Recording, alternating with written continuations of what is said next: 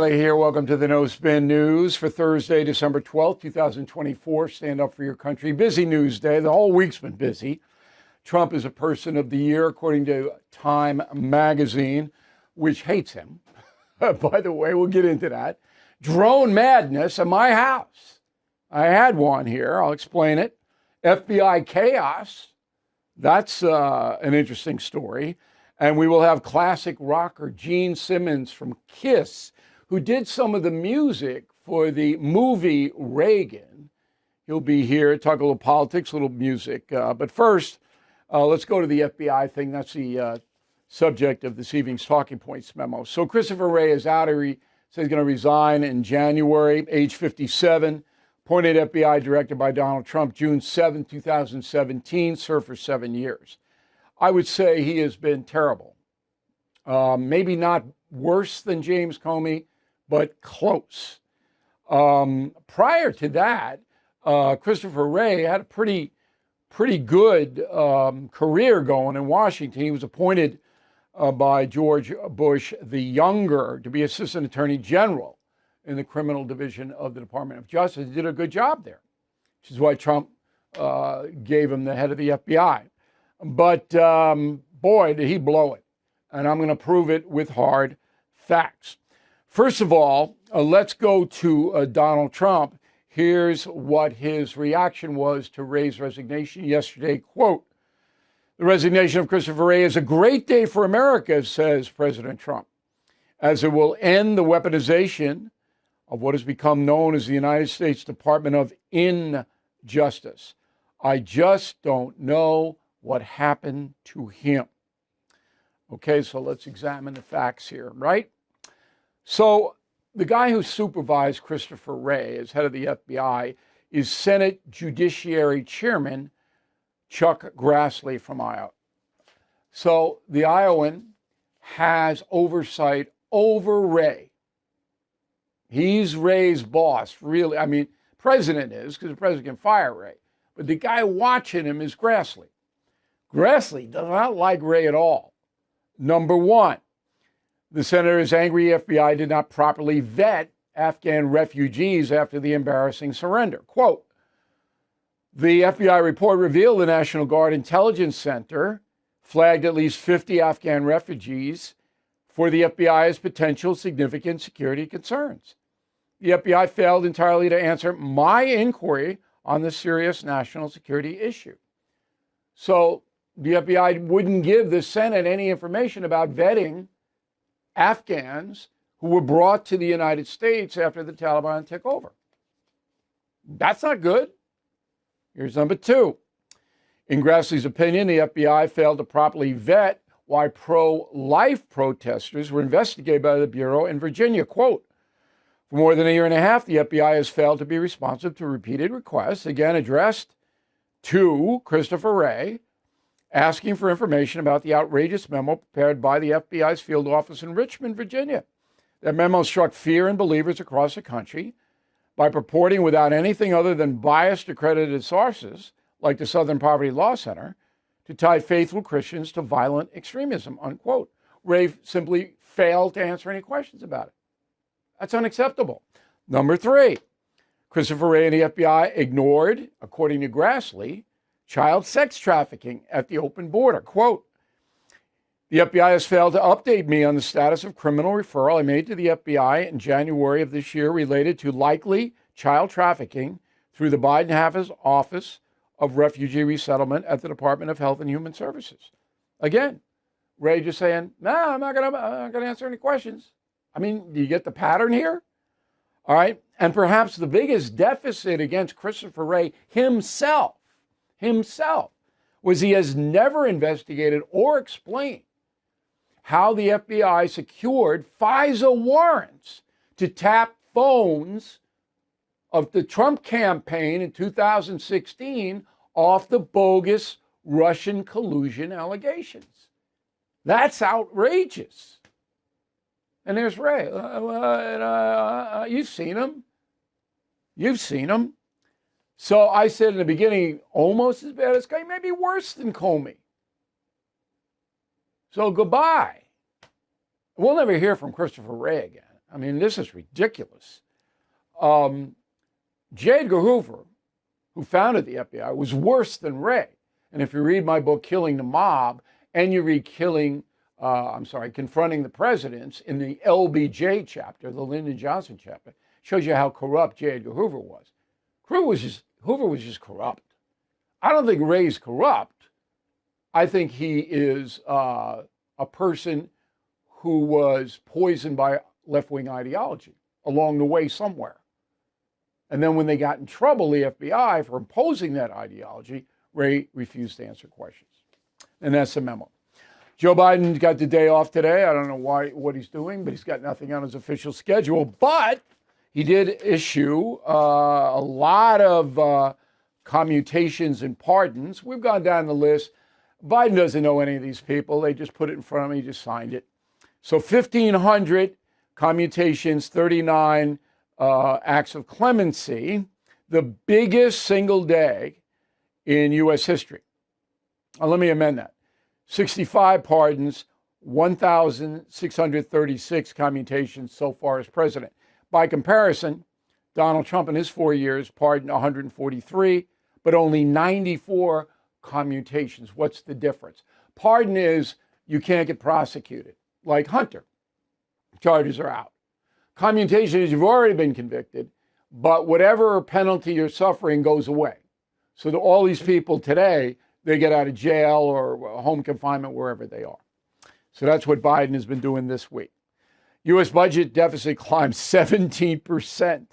17% in November. Now, I know the propaganda. I know the progressives are lying to everybody. But Joe Biden is by far the biggest spending president in the history of this country. Any 5-year-old child would know when you have a $37 trillion debt, you don't keep running the debt up. Biden did. Just for that alone, I would have voted against him because that's so dangerous. All right, let's go to Time Magazine and Donald Trump. So this is interesting. Time Magazine hates Trump. Why? Because it's in the liberal culture. And it gave Trump, a hard time ever since he announced that he was going to be a politician.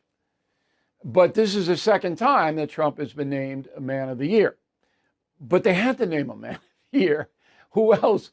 And I'm sorry, I'm being politically incorrect. It's Person of the Year, not Man of the Year. Used to be Man until the women took over. Now it's Person. And I don't mind that, by the way. Anyway, there's the cover. Who else would it be? There's nobody else. Juan Soto, maybe, the baseball player got all that money, $750 million. But Trump is the Person of the Year. So here, Trump is in New York today to take that honor and to be at the New York Stock Exchange. Hear what he said. Go. I have to say, Time Magazine getting this honor for the second time. I think I like it better this time, actually, because but we did a good job. We had a great first term, despite a lot of turmoil caused unnecessarily. But the media's tamed down a little bit. No, it hasn't, Mr. President. It's just waiting. Just waiting. So don't think they're tamed down. Anyway, here I think you would like to be reminded of the other persons of the year. Here we go. Last year, Taylor Swift, 22 Zelensky, 21 Musk, 20 Biden and Harris, 19 Greta Thunberg. She's turned into a loon, an anti-Jewish loon. 18 journalists who have been arrested in their reportage duties. 17 Me Too people. 16 Trump. 15 Angela Merkel. 14 Ebola fighters. You remember the Ebola virus? And 13 Pope Francis. All right, so there are the persons of the year. Mark Zuckerberg. Now, this is rich. Pardon the bad pun. Zuckerberg, one of the wealthiest people in the world. You'll remember, and I have reminded you over the months and years, that he pumped $300 million into the 2020 election, into counties that were crucial for either Biden or Trump. I would say 90% of that money went to help Biden. Now, it has never been investigated because Biden's not going to investigate it. I hope Donald Trump investigates this. I don't know if he will. Why? Because Zuckerberg just gave Trump $1 million for his inauguration. So you see the game that Zuckerberg's playing here. Zuckerberg tried to, and was successful in derailing the 2020 election and kicking it over to Biden. All right? Because those 20 counties where he pumped in $300 million, they were all swing state counties. All right. And I can't prove where the money went because I don't have subpoena power. But certainly the FEC, Federal Election Commission, should be launching an investigation on where the deuce that money went that Zuckerberg threw in there. Don't you agree? Don't you want to know? I do. Now, I know it's way down on Trump's priority list, but I'm going to remind him of that. We need to know. But anyway, Zuckerberg wrote the check. And here's $1 million for your inauguration. So you know what he's trying to do? It's like Joe and Mika. Didn't work out real well for them, by the way. Zuckerberg will get away with it unless they do investigate him, which they should. Donald Trump also invited Xi, the president of China, to his inauguration. Now, this was a very clever move by Trump. So Trump doesn't want trouble with China or Russia or anybody. He wants a calm world, which helps him. And he says, so come on over to the inauguration. Now, she's not going to come because that would show weakness to his own people. But he'll send his foreign minister, I bet. Gingrich agrees with me. Gingrich's on WABC radio this morning, and Sid Rosenberg said, oh, I think she's going to come. And Grinberg said, nah. Gingrich said, probably not. Because there's a lot of FACE and all of that, FACE in Asia. But if she does come, it's a big win for Trump. Now, there are a whole bunch of people coming to the inauguration from all over the world because everybody's trying to curry favor with Trump now. Everybody fears him. And I mean everybody. So the mullahs in Iran, they're really in a bad spot here. And that brings us to a negotiation that's happening right now with the Biden people. They are over there, Jake Sullivan, National Security Advisor, trying desperately to get a ceasefire before Joe leaves. Because Joe, as I did in my commentary today, if you look at the message of the day on BillO'Reilly.com, and again, I hope you do, everybody. It's free, just read it, it's short. Biden has got a loser tag on him forever, just like Jimmy Carter. Forever. He needs to go out with some kind of positive. And so they're desperately working to get a ceasefire and some hostages released in Gaza. Now, the prevailing wisdom among the national security analysts on both Trump and Biden is that most of the hostages have been murdered. They're dead, which is probably what's holding this thing up. But don't be surprised in the next few days if you hear of a ceasefire, because that is in play. Okay, so earlier this week, I had an extensive conversation with President Trump. I will remind you of two things. I don't call him because that's intrusive. I'm a journalist, all right? But if I need to speak with him about something, I will get to his people and say, look, and sometimes he responds and sometimes he doesn't. But this week he did, and we talked policy. It was all policy. He made fun of me, he always does, and that's good. It's good to be made fun of by the President of the United States. That's a good thing. And I think I've been made fun of by 7 presidents. I think that might be a record. Anyway, I never divulge any of my private conversations because I talk to powerful people all over the world all the time. I mean, if you could be, Holly the Terror Dog knows more about the world by listening to my conversation, but I never divulge it, ever. And I would never. Okay, no matter, they can sue me, they can prison me, they can torture me, not going to do it. And that's why when I talk to somebody, they're confident that I'm not going to quote them or anything like that. But I'm telling you this because I promoted it yesterday, that I did have an extensive conversation. And the only reason I'm telling you this is one point. I have known Donald Trump almost 35 years. On that conversation earlier this week on the phone, he was sharper than I have ever heard him. God's honest. I'll tell you what, he was on it. And we were talking about complicated stuff. Boom, boom, boom. It was, and I, believe me, you know me, I would not say that if it weren't true.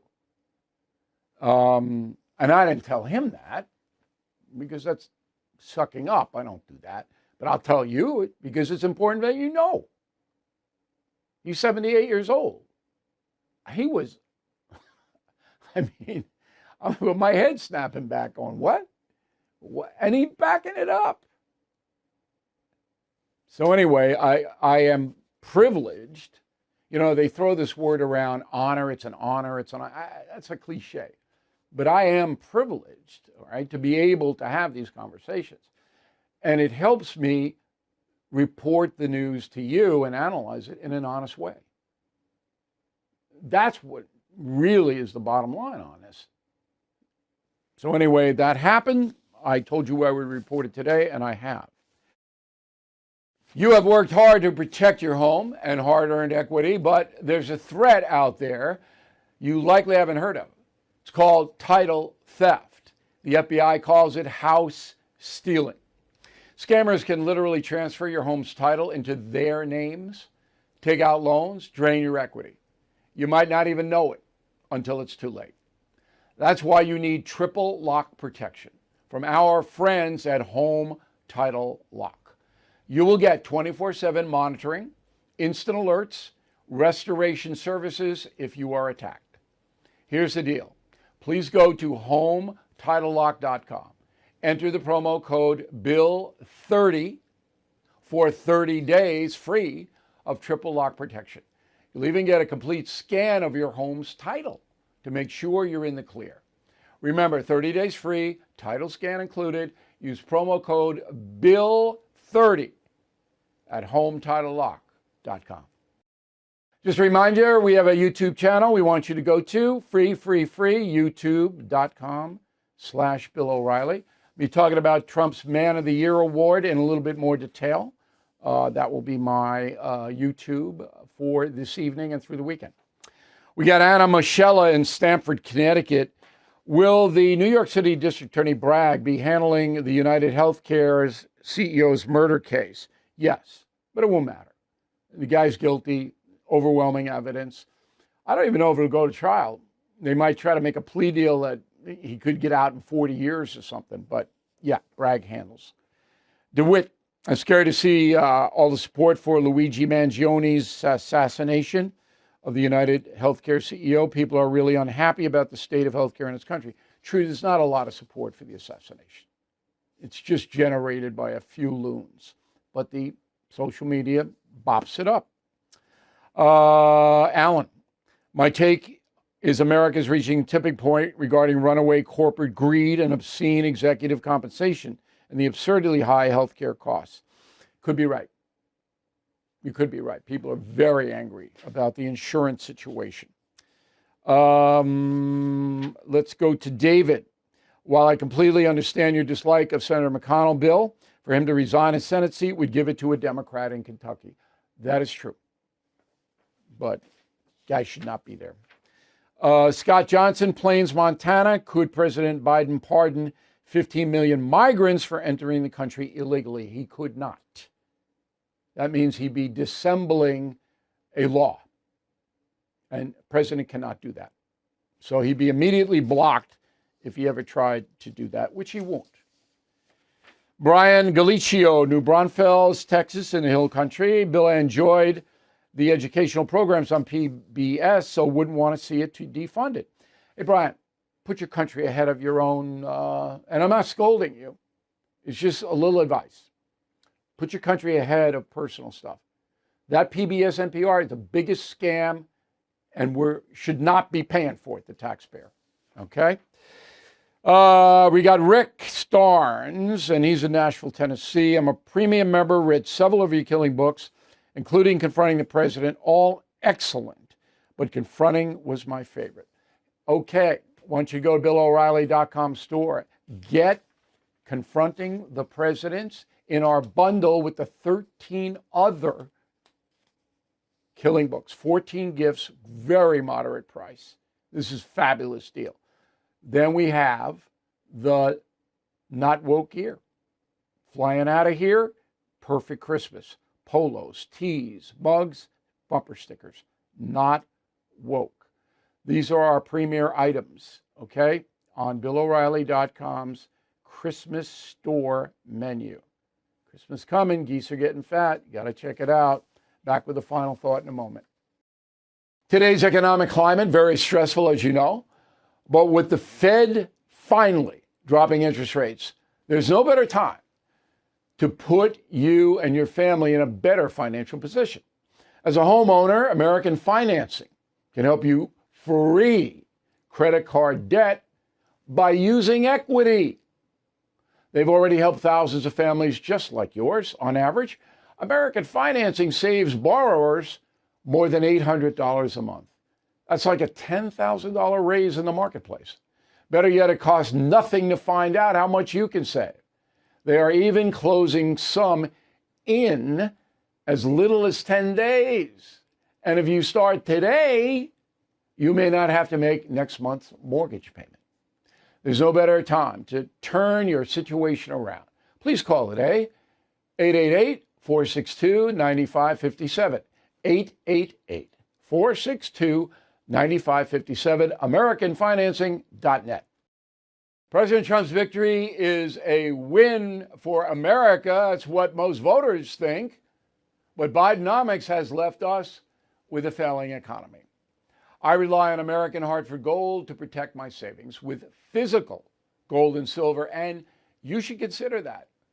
American Hartford Gold has thousands of five-star ratings and an A+ from the Better Business Bureau. A tax-advantaged gold IRA can shield you from worsening inflation. You can even roll over your 401k or IRA tax-free and penalty-free. So act now before it's too late. Call or text American Hartford Gold. Tell them Bill O'Reilly sent you for up to $15,000 of free silver on qualifying orders.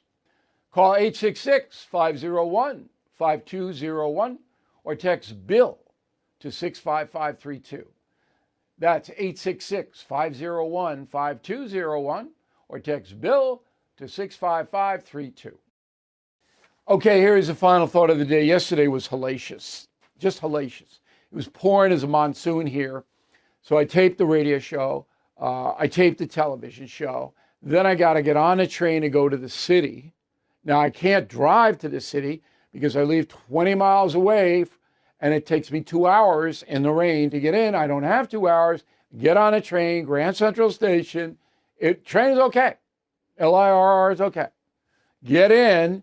Then the car is supposed to meet me, but the car can't get there because the traffic is too bad. So I got to walk to my destination. Then I got to walk to News Nation studio on 42nd Street and do the live thing with Cuomo. And then I did get a ride home. And I get in here and I'm in a coma. I'm like, and then I go, how old am I? In addition, Holly, the terror dog, I have to supervise her very closely. 2 brain tumors removed from this little dog. And she's recovering, and we're doing everything we can. Of course, she's a member of the family. But she's got to be watched, and I've got to set that up. But I'm the main watcher at night of her. And if she's not feeling well in the middle of the night, guess who's up? Okay? Now, I'm not whining. There is a point to this. When you get overwhelmed, and I wasn't overwhelmed yesterday, but it was close. You just have to take 5 minutes and stop. Sit down, lay down, and just decompress, deep rest. And then you have to get up and do what you have to do. I hope you all have a very nice holiday weekend. It's getting there, okay? I'll have a new column called Trumpy 4, right after Rocky 4. You like it? And we will see you again on Monday. Thank you for watching the No Spin News. To watch the full episode anytime on BillO'Reilly.com, please sign up to become a premium or concierge member. Visit BillO'Reilly.com to sign up and start watching today.